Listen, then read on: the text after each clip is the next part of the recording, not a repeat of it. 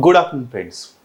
My name is Sachin Shinde, and today I am here to discuss test number 14 of Mains Mission program, which is based on governance and social justice. Moving forward to question number 1. The question number 1 here, it says that discuss the salient features of e-office system in India. How does it strive to redefine transparency, efficiency, and productivity? So the question is about e-office system. So we have to write this question in 4 parts. First, we have to define what is e-office and its features, salient features, right? Because if the question is for 10 marks, so you have to write give equal weightage for this first one part is salient features of e-office system.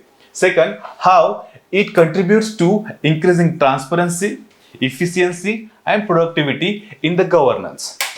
Okay, so we will see how different 4 parts are written. Okay, and in the introduction, you can define what is e-office system and its features.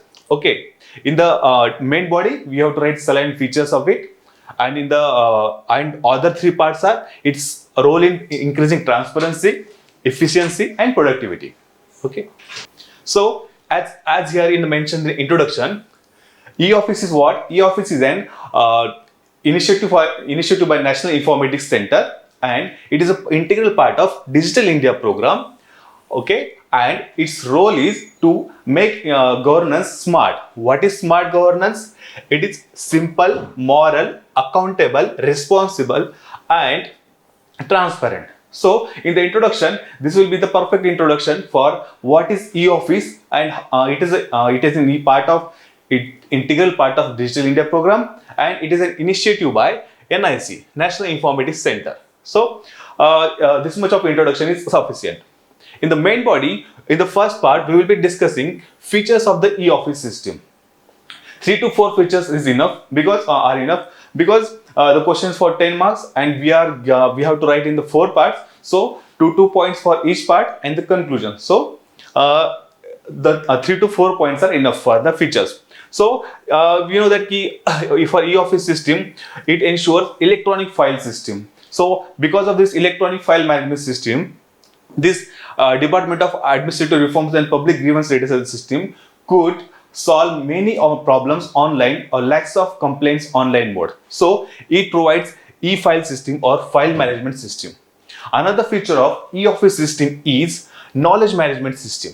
This knowledge management system ensured dissemination of various government messages during COVID-19, right? So dissemination of guidelines, so which ensured these are formal guidelines from government. Okay, so during COVID-19, it helped very much. Knowledge management system. Another feature of e-office system is collaboration and messaging system, CAMS. Collaboration and messaging system, it helps officials wherever they are to hold a meeting, right? So it has helped in cabinet secretary to help to organize meetings of Cabinet Committee on Security Affairs during pandemic. So these are some of the features of e-office system. For another features are personal information management system, leave management system, travel management system. Okay, these are human resource related features. Those are also you can write. So after writing features, now what is the second part? What is the role of e-office system in ensuring transparency? Right. So here basically you have to write how e-governance is ensuring transparency. In the same way, you can write that how e-office system is ensuring transparency. Like it helps in real tracking of applications. Means you have seen in the passport office key, you can track your application at what state it is there. You can it makes data accessible. Okay, like National Data Protection. This is a portal which ensures there is a data is protected, no cyber attack is done on the data. Okay, now what is the role of e-office system in ensuring efficiency? The e-office system provides a unified portal. It ensures efficient use of resources and avoids redundancy. right? Means it avoids duplication of work. So it helps in increasing efficiency. Second, it also provides instant communication. We have seen ki CAMS, messaging system, right? So it helped Ministry of Defense during China standoff, Galwan standoff. It helped organizing meetings with the officers posted there, right? So it helped in instant communication. Second role of e-office in ensuring productivity. It ensures to have a remote access, right? Means work from anywhere, right? So your work files are available online mode. You can, if you are in a field visit in your office, so you can collaborate and work. So it ensures increasing the productivity. No one can say ki I am on the field, so I can't access the file, right? Because as your files or your work is in the present in the form of electronic media, so you can access it from anywhere. Also, it ensures improved monitoring. Okay, means PMO does not have to go to the site. Okay, it can just monitor what is the progress of work from the e-office system. So this is the role of e-office in ensuring productivity. So right, so we have done, and in the conclusion you can write that how e-office system is contributing to transparency, efficiency and productivity, and in the end it will help in ensuring good governance. Okay. Now moving on to question number 2. The question number 2, it says that how can the government bridge the skill and cognitive abilities lost due to pandemics in the education and vocational sector? Right. We all know that during 2020-21, because of lockdown and pandemic, the most hampered system was the education sector. Right. Students were not able to attend classes and exams were not held properly. So there, it's right that there has been a skill and cognitive abilities lost. There is a loss of skill and cognitive abilities because of the pandemic. So the question is asking how this can be built. Okay, in the introduction, you can write in the short how COVID-19 pandemic brought a disruption in educational and vocational training sectors and impacting not just impacting both academic and vocational skills, also the cognitive abilities of the students. So in the introduction, you can write regarding the COVID-19 issue, and the main body you have to write what steps should be taken to gain this lost cognitive and educational capabilities. So in the first part, we are going to focus on academic and remediation support, right? Remediation means what? For those students who are backward in education, so you have to take special steps for them, right? So what can be done? Learning loss remediation. So we have to arrange remedial lecture, we have to arrange bridge courses, individualized support, also targeted interventions for the vulnerable groups. Government must recognize that the pandemic did not affect everyone equally, right? To those who are vulnerable, those were affected more, right? Because suppose who are disabled people, right, who were migrant laborers children, we have seen the plight of migrant while during the pandemic. So students from low income backgrounds, so they were affected more severely. So government has to take targeted interventions for these vulnerable groups. Second step need to is promoting digital learning and skills, right? We recognize the importance of digital learning during pandemic. So what government has to do is invest in digital infrastructure, right? Create good labs, electronics labs, digital labs in rural and urban sector both. Developing and curating digital content, right? So during the pandemic, we were hit so surprisingly in a very short period. So at that time, we did not have digital content. So now government can take steps developing digital and curating content, right? Now strengthening vocational education and skill development. We have to integrate vocational education in the formal education. Now in the new education policy, government has initiated vocational learning from the 6th standard onwards, right? So you can mention that here. We have to collaborate with industry. So we have to link industry and academia collaboration. We have to take steps for that.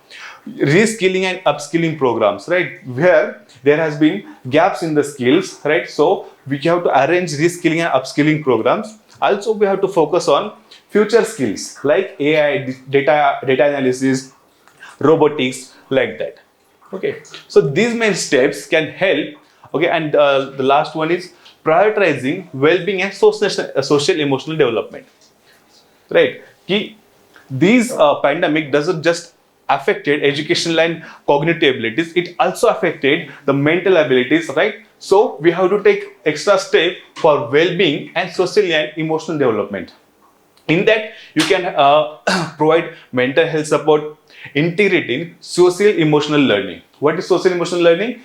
Students should recognize their emotions and learn how to handle them, or if they can't handle by themselves, they can take the support from faculty or doctors. Collaborating and monitoring, okay, and help take the help of PPP, public private partnerships, like that, community engagement.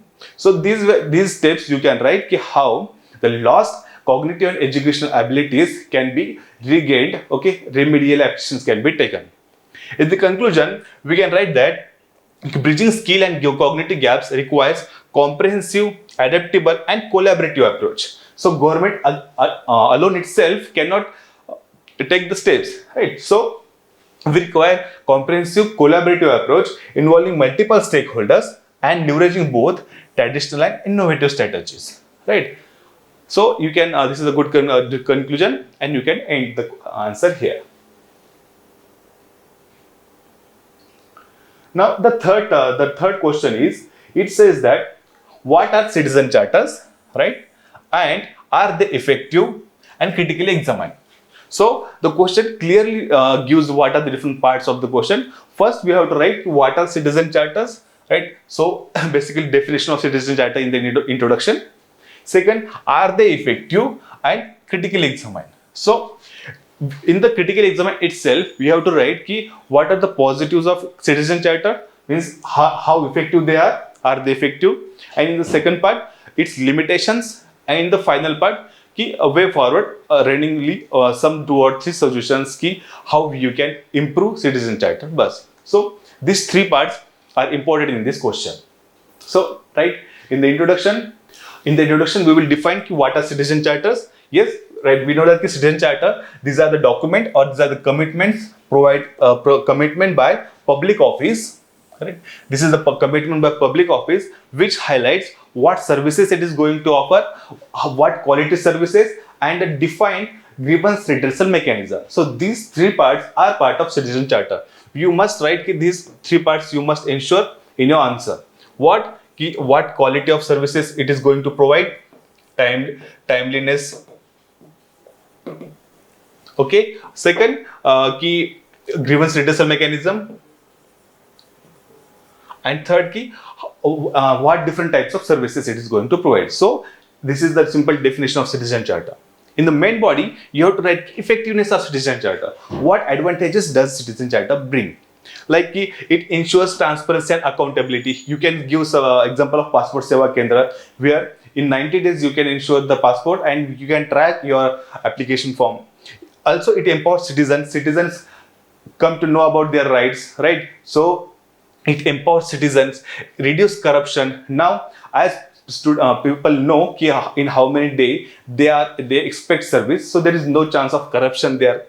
Improved service delivery, right? So these are the advantages or effectiveness of citizen charter. Second, limitations. Yes, we have to write because it is saying critically examined. So we have to also write limitations of citizen charter.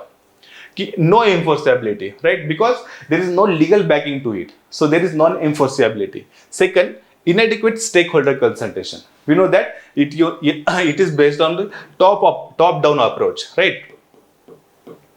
So that's why there is no stakeholder consultation. Consultation of the faculty or the who are going to implement it, their inputs are not taken, or whose civil society organizations, their input is not taken. So inadequate stakeholder consultation, lack of timely updates and reviews, one size fits all approach, right? Means the citizen charter is same citizen charter is being used for postal office, passport office, banking office. So this should not be the case. So this is one of the limitation, one size fits all approach. And so in the third part, we have to write recommendations. We can't just write limitations, we have to also write recommendations. So what are the recommendations? There should be a customized citizen charter, right? Depending upon the needs of that office, needs of that sector or region, the citizen charter should be customized.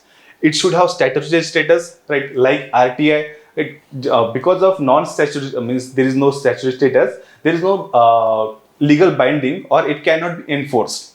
So there should be a statutory status. Awareness generation is very important. People should know what are their rights, what is citizen charter. Clear commitments and redressal mechanisms should be there. Also, regular evaluation updates, right?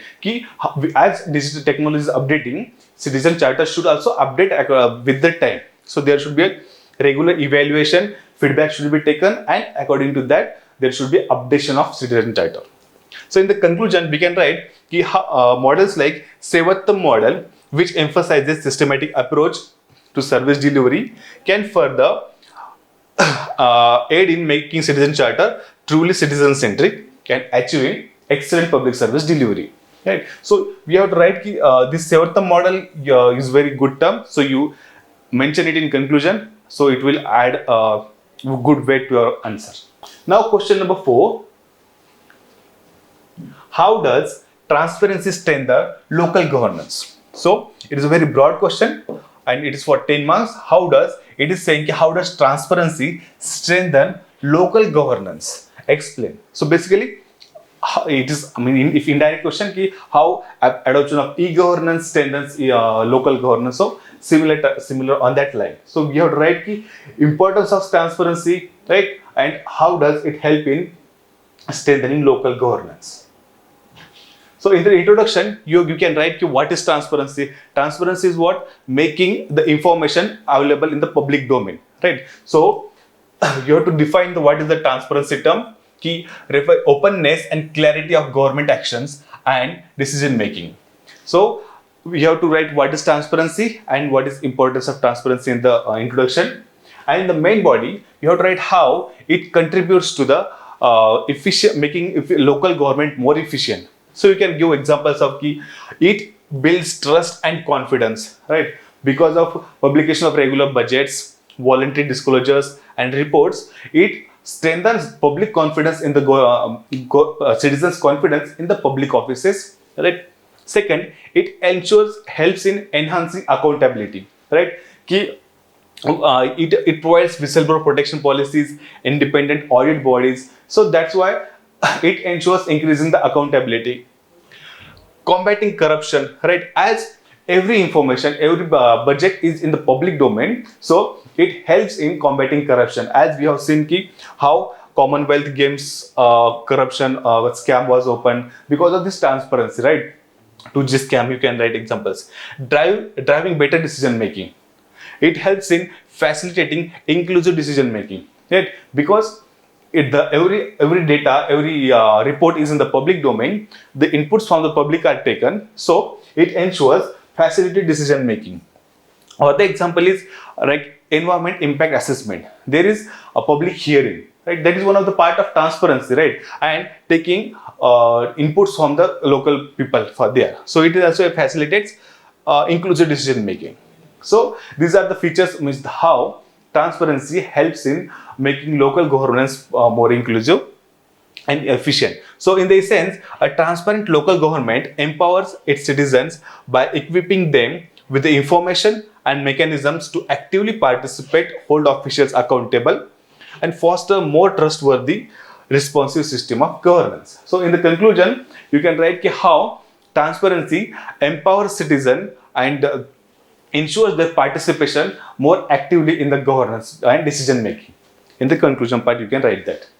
Okay, the question number 5, how can e-governance initiatives help in increasing farmers' income? Illustrate, right? So here we have to write how this question also means this is very important question, because nowadays government is taking very much initiatives in agriculture sector. You must have heard about AgriStack, right? So what is AgriStack? This is also a digital infrastructure where agriculture services or farmer services are being provided in digital mode farmers have to register in AgriStack. So nowadays, as government is taking more active steps in the agriculture sector and digitizing it using drones and all, so we have this question is very important. How can e-governance initiatives help in increasing farmers' income? Illustrate. So here in the introduction, you can define what is e-governance, that is using information communication technologies for service delivery, okay, or decision making. So, and also here you can write e-governance significantly increases farmers' income by addressing various challenges, okay, they face through agriculture value chain. Now, what is the main body? You have to write role of e-governance initiatives in increasing farmers' income. So this is the main part of the question, key role of e-governance in the increasing farmers' income. First, what does e-governance do? It improves access to information and resources, right? Because of e-governance, there is easy access to information and resources. How? There is a real-time prices. Agriculturists, means farmers, come to know about real-time market prices through ENAM portal. You must have heard the ENAM portal. So, which helps farmers or agriculturists to know what are the real-time market prices. Also, it provides weather forecasts, agro advisories like open pest, means when there should be a pest control done, okay, optimal time of our harvesting. So this type of advisories are provided through e-governance portals. There is the knowledge dissemination, knowledge about best practices being followed in the community in the other parts of India. So best practices are being disseminated. New technologies like Kisan Suvidha app, it helps providing or disseminating this information. So this is the advantage of e-governance in farmer. Again, what does it do? It enhances market access and value chain efficiency. How does it do? It ensures direct farmer to buyer connect. You must have learned about Kisan Network app. Here it provides a platform for farmers and buyers so that the intermediaries are removed and farmers can directly sell their produce to the buyers, so they can increase their profit. It also reduces post-harvest losses, right? It provides infrastructure or the platforms which information about the platforms which are available for cold storage and all. So it helps in reducing the post-harvest losses. It also gives access to value-added services like DHAR, means we can produce sauce from tomatoes. So it provides information or value-added services, right? So these are the some examples how e-governance helps in increasing agriculture income. And third one is it also increases the financial inclusion. How does it increase financial inclusion? It provides access to credit and insurance. Means what earlier used to happen is agriculture has to take loan from informal sectors at higher interest rate. Because of e-governance, they are able to access credit and insurance from formal banks, right? Because their all information is available in the digital form. That's why it helps them to access credit in the insurance in the banking. Direct benefit transfer, we have seen how PM Kisan funds are being directly transferred to the bank accounts of farmers. So this is one of the advantages of e-governance. Promotion of sustainable and efficient farming practices. How precision farming, data-driven decision making. So it helps to make to ensure sustainable and efficient farming practices. So in these ways, e-governance helps in increasing agriculture productivity or farmer income. So in the conclusion, you can write e-governance initiatives empower farmers with knowledge, connections and financial resources, enabling them to make better decisions, access wider markets and adopt modern practices, ultimately increasing their income and improve their livelihoods. You know that there was a committee, a Dalwai committee, right? This Dalwai committee, it had recommended use of e-governance for doubling farmers' income. Right? Government had one aim of doubling farmers' income by 2021. Right? That's why it had set this Dalwai committee, and it had recommended use of e-governance for the agriculture sector to increase or double their farmers' income. See, in the introduction you can also mention that.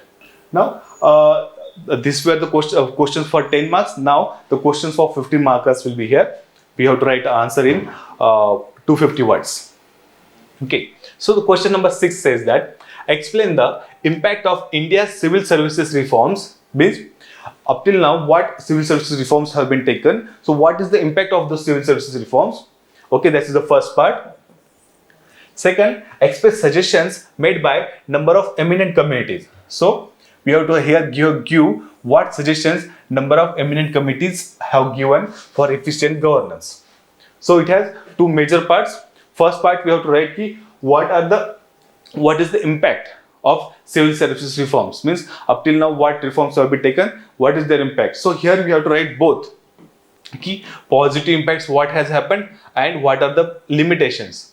Okay, and after that limitations we can write key what different suggestions have been provided by different committees, right? Just like committees second ARC, first ARC, what they have suggested reforms should be taken in the civil services to ensure effective governance. We have to write that. So these are the major three parts of this question, right? And it is for 15 marks. So we have to give equal weightage to every part. So in the introduction, you can say that key civil services reforms in India, and what was their aim? To enhance efficiency, accountability, and responsiveness of administration in societal needs, promote good governance, transparency, and sustainable development. So here we have highlighted what was the aim of civil services reforms taken till now. Now we can say what were the positive impacts of civil services reforms. First, they ensured improved efficiency and effectiveness, enhanced transparency and accountability. How? Right, use of RTI Act, e-governance that has ensured enhancing transparency and accountability. It also increased citizen centricity of administration. How? By initiatives like citizen charter, okay, and grievance redressal mechanism. So because of this, it has increased citizen centricity of administration. It has included greater focus on outcomes. Now, outcome-based models are being adopted, right? So there is a performance-based or outcome-based models are being adopted in administration. Boosted capacity building, right? So these are the positive impacts of the civil services reforms taken up till now. Here, now in the second part, we have to write the negative or challenges. What are the challenges still remaining in the civil services? Resistance to change, right? We can use the term bureaucratic inertia, right? Because there are some civil servants who are very resistant to change. They are very reluctant in adopting the reforms, right? So you can use the term bureaucratic inertia. So they also what is challenged in the civil services now? There is political interference, right? We have seen frequent transfers and politicization undermine neutrality, right, and meritocracy. Because of this frequent transfer, no civil servant can implement a long-term project or program, right? Because they are being frequently transferred because of political reasons, politicization, right? Also, their strengthening of local self-governance. So these are the challenges in the civil services that are present now. So now, third and major part is what are the suggestions provided by different committees appointed by central government up till now. So we will start with first ARC. Right, it was appointed in 1966, and it has suggested that there should be national training policy. Okay, there should be a effective grievance redressal mechanism like CP Grams, Central Program for Grievance Redressal Mechanism. Also, recognition of the need for specialization, right? Also, it has recommended creation of Lokpal and Lokayukta to counter corruption in civil services in the Group A, Group B services, right? So these were the recommendation of first ARC, right? So again, what were the recommendation of second ARC, Administrative Reform Commission? Second ARC was appointed in 2005. It had submitted report in 2009. So what were its recommendation regarding civil services? It had recommended that advocated for a code of ethics. It also recommended strengthening vigilance institutions like CVC, recommended institutionalized lateral entry, right, key to ensure specialized officers are there. Okay, so it had recommended institutionalized lateral entry. It suggested reforms in performance appraisal, right, key the performance appraisal should be 360-degree approach. It had suggested 360-degree approach, that is to take feedback not just from the seniors but also colleagues, but also citizens who are being served by the officer, like that. Now the third committee is Surendranath committee, right? It was appointed in 2003 and it had suggested domain specialization by assigning officers to maximum 3 domains, right? So to tackle the problem of generalist versus specialist officer, right, generalist versus specialist, Surendranath committee had recommended that officers should be specialized, so by assigning them to only major 3 domains. Also, it emphasized merit-based promotions. At present, how promotions are done on the seniority, on the how much long service did you do, did you give service, right? So Surendranath committee had recommended that there should be merit-based promotions. The next committee is PC Hota committee.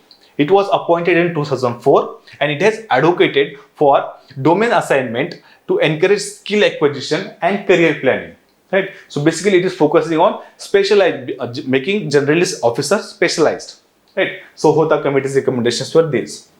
So this much is sufficient because it is for the 15 marks and we have write 3 parts, right? In the conclusion, we can say that these committees have significantly contributed to ongoing civil services reforms, aiming a responsible, accountable and efficient administration, right? So these were the committees and these were the recommendations.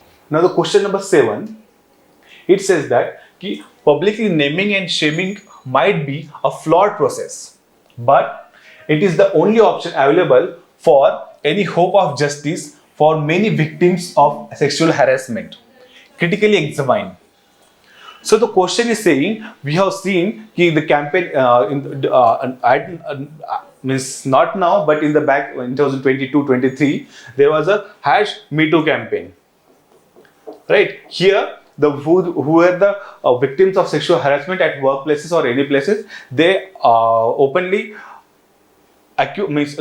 called out the people who were responsible for that on social media, but through anonymous means, right? So this question highlights that publicly naming and shaming. So what means is it? What are its problems, right? And why people adopted that approach? लोगों ने वो approach क्यों adopt किया कि #MeToo campaign चलाया? Okay, so we have to write about that. The question is about publicly naming and shaming the accused. So here you can mention about that #MeToo campaign through which the ladies or women which were the victims of the sexual harassment, they openly called out the perpetrators. Okay, recently a lot of women have taken to the social media platforms to name and shame sexual offenders, especially at workplaces. The public naming and shaming by a number of women reflect failure of due process and to address the issues of society, right? So in the introduction, we can say what question is about. Okay, you can give a running reference to #MeToo also here. In the main body, we have to highlight what are the concerns and challenges with the public naming and shaming. Is it healthy way of doing calling out the perpetrators, right? Or we have to analyze that. So what are the concerns in this? There is a potential for injustice or false accusations, right? Because it's there is a chances there can be false accusations, right? Or injustice. There is a potential for that. Also, undermining the justice system. It violates the presumption of innocence, because Indian justice system holds that until proven guilty, the accused is innocent, right? So, but by public naming and shaming, it affects the reputation of that particular person without a judicial process. So that's why it undermines the justice system of India. It also lacks accountability. Why? Because these accusations are made anonymously. They are posted on social media, so without any name or without any right formal complaint. So this lacks accountability because of this anonymity. There is lack of transparency, okay, and same accountability, and it leads to media trial, right? Without going to formal justice, so media trials starts. People in the media start discussing ki particular person is victim, accused is criminal or not. So it leads to media trial. So these are the concerns in publicly naming and shaming the accused. Now we can say ki why some women chose that path, right? Why they indulge in publicly naming and shaming the accused? Because of failure of formal mechanisms. Yes, there are formal mechanisms like internal complaints committee. There are ICCs, but those are dysfunctional. The victims don't trust them. That's why they must have chosen this path. Second, the judicial process are often burdensome and lengthy. We know that there is a huge pendency of around 4 to 5 crore cases in the judiciary. So by going through the formal judicial process, it is very burdensome and lengthy and costly also. There is a power imbalance within the organization. Most of the times, the victims are juniors to the juniors, right, to the perpetrators of crime or the accused. That's why this power imbalance creates a problem, right? Because it creates security for the job, insecurity for the job. Because if they file a complaint, there might be they can be removed from the job. So there is a power imbalance within the organization. So these were the factors contributing to the women indulging in public naming and shaming. So what should be done?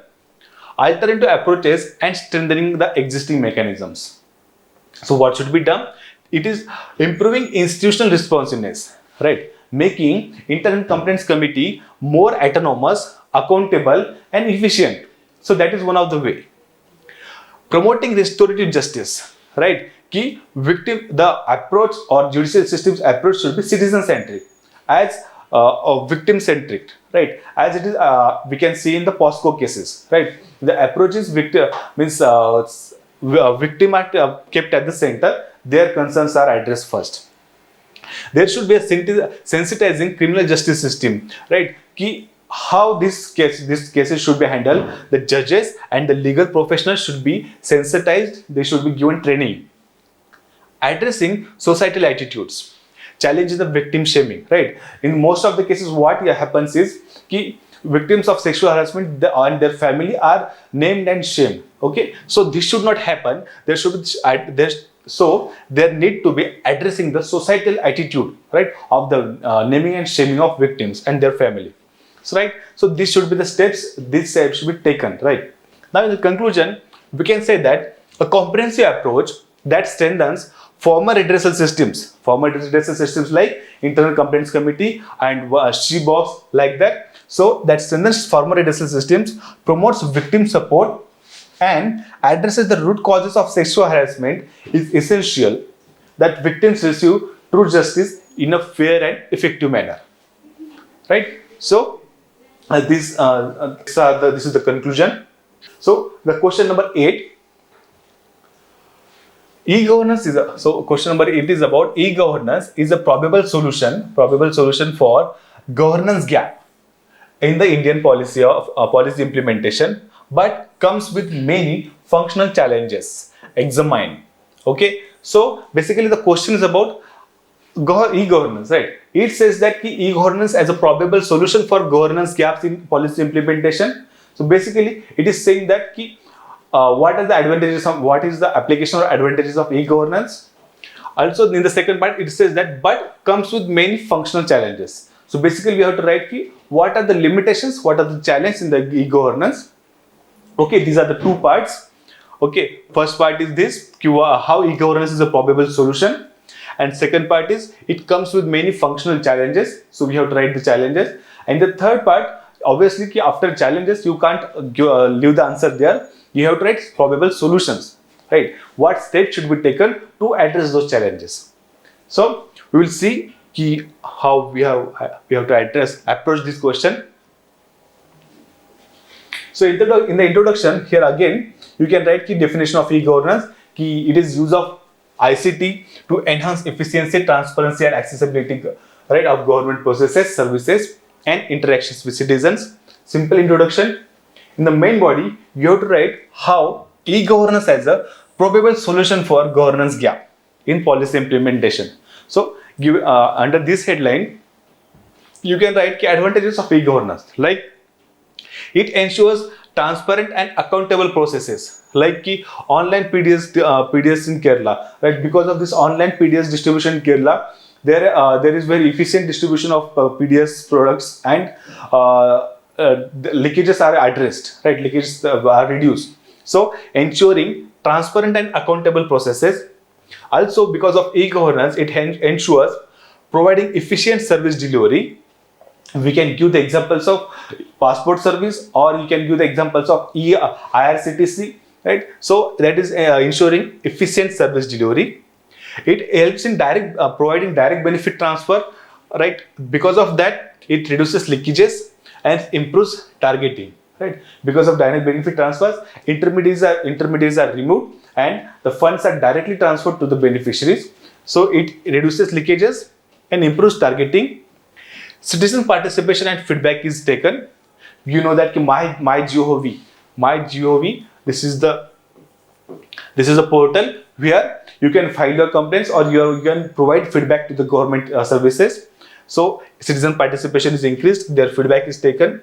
Improved tax administration, right, through GSTN network, goods and services tax network. So it has improved tax administration, it has reduced cascading effect of taxes and efficient filing of taxes, right? So improved tax administration. Enhanced accessibility and inclusivity.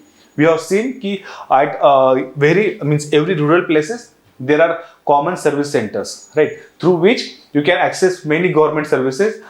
These are common service centers are provided by government, and you can access many online services there. So it has enhanced accessibility and inclusivity. Even people from rural area also can access the e-governance services. Online grievance redressal, right? CP grams, public grievance redressal, central public grievance redressal and mechanisms, right? So CP grams is for that, online grievance redressal. Now you have to write what are the functional challenges in governance. Yes, Baba, हमने पहले highlight किया कि what is the role of e-governance in filling out the gaps in the public policy implementation, right? Now we have to write challenges in governance. So you can write challenges about there is limited infrastructure, right?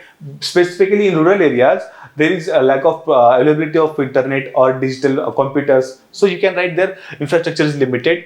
Limited digital literacy, right? Many people in rural areas are unable to operate computers, and so there are also language barriers.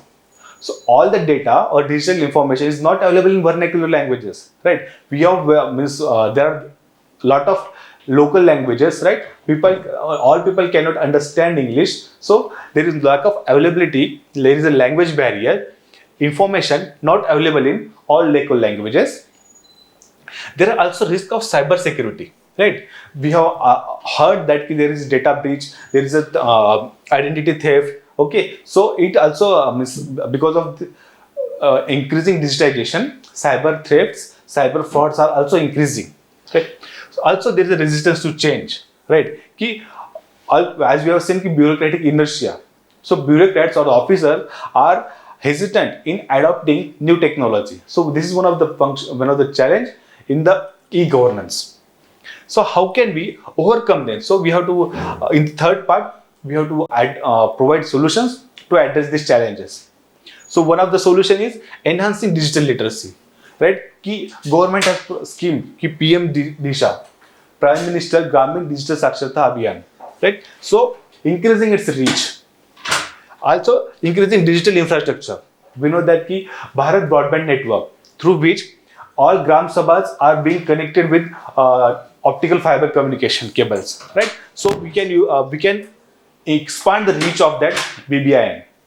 In the conclusion, we can write e-governance has the potential to bridge the governance gap in the India, leveraging technology. So it has potential to bridging the gap, but there are functional challenges. So the need of comprehensive and inclusive approach considering the diverse needs and limitations of the population, right? Considering India's diverse reach, considering India's diversity, there is need of comprehensive and inclusive approach. This is question number 9. The question number 9 is saying that idea of Gram Swaraj has not materialized in the essence. Okay, in its essence, it is saying critically examine. So the question is about, it is saying that the idea of Gram Sabha has not been materialized in its essence. Right? That is we know that the idea of Gram Swaraj was given by Mahatma Gandhi. Right? It has said that if we develop rural villages as individual republics, village republics, so it will help India's overall development. So the question is saying that the idea of Gram Swaraj has not materialized in its essence. So critically examine. When the question is critically examined, we have to say the both sides, right? How idea of Gram Sabha has not been materialized, but at the same time we have also to include in some areas some steps have been taken to implement this idea of Gram Swaraj. So in the introduction itself, you have to say what is Gram Swaraj, the idea of Gram Swaraj, right? The idea was given by Mahatma Gandhi ji, and right, and what does it say? It says that it's a complete republic, means it talks about village republic which are independent of its neighbor for its own vital needs.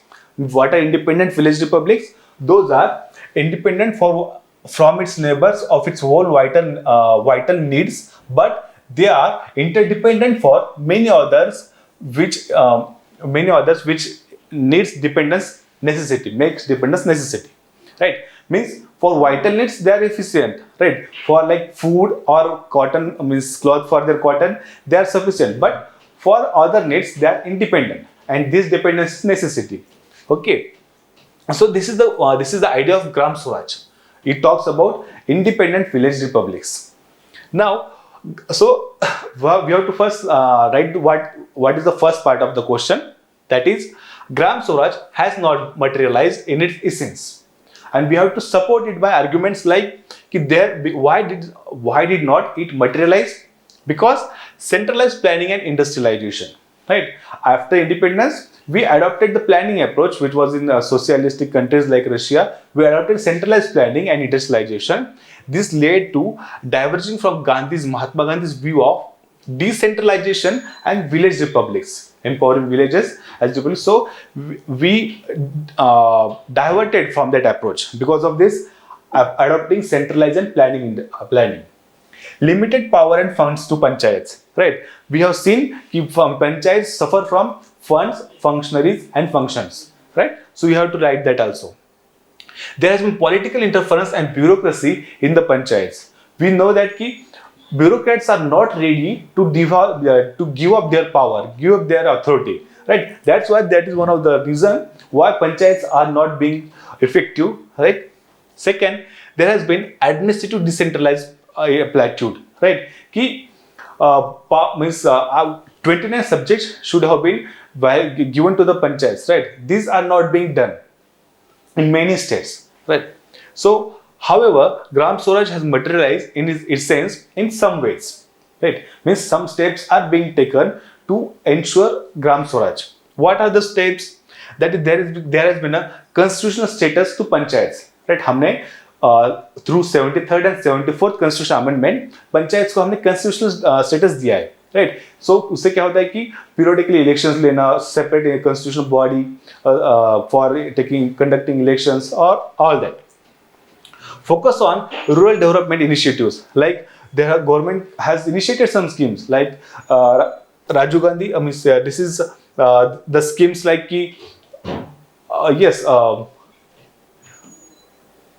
Gram Swaraj.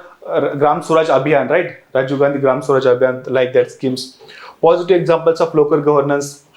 In some states, there has been a positive impact of local governance also. Also, some government schemes like Spurti and Pradhan Mantri Employment Generation Program. These schemes focus on traditional industries, right? So there has been some steps taken to ensure real implementation of Gram Swaraj.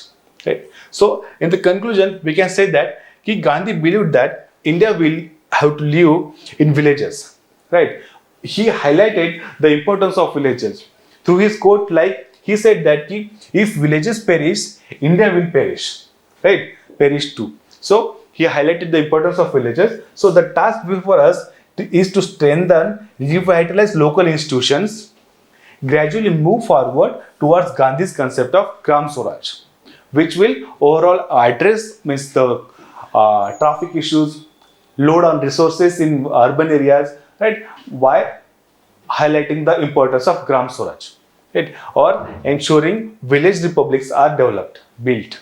So the 10th question here, it says that hunger and poverty are the biggest challenges for good governance in India still today.